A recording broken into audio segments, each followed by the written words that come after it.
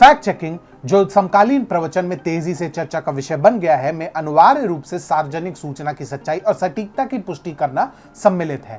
प्रारंभ में जिस इकाई का उद्देश्य सार्वजनिक सूचना में सत्य को रेखांकित करना था, अब एक ऐसे उद्योग में परिवर्तित हुआ है जहां गवाह भी है, अधिवक्ता भी है और जज तो ये हाइये है। नमस्कार और स्वागत है आपका टीएफआई पर, और मैं अनिमेश पांडे फैक्ट चेकिंग के इस कार्टेल का विश्लेषण करूंगा और कैसे गलत सूचना फैलाना इनके लिए एक लुभावना व्यवसाय है। हाल ही में 13 जून को एक रिपोर्ट सामने आई जिसने पत्रकारिता के क्षेत्र में भूचाल चला दिया। उक्त रिपोर्ट में आरोप लगाया गया है कि फैक्ट चेकर्स द्वारा लगभग 100% मौद्रिक योगदान डेमोक्रेट्स की ओर निर्देशित किया गया। इसके निष्कर्ष वास्तव में खतरनाक थे।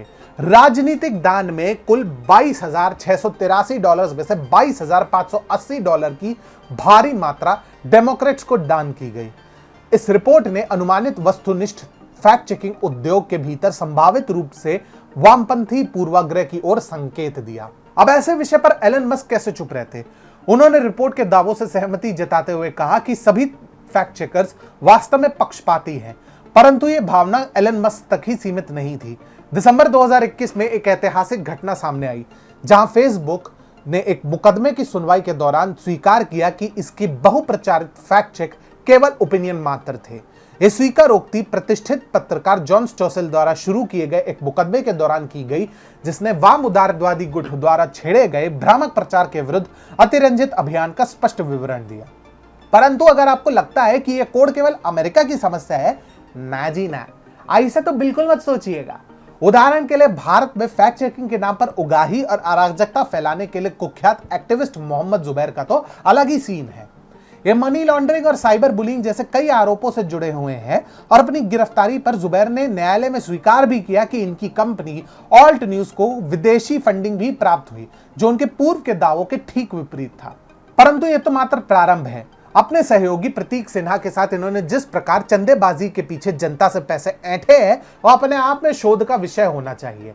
दोनों ने कथित तौर पर अत्यधिक प्रतिष्ठित नोबेल शांति पुरस्कार के लिए अपने नामांकन के बारे में एक मस्त कहानी गढ़ी।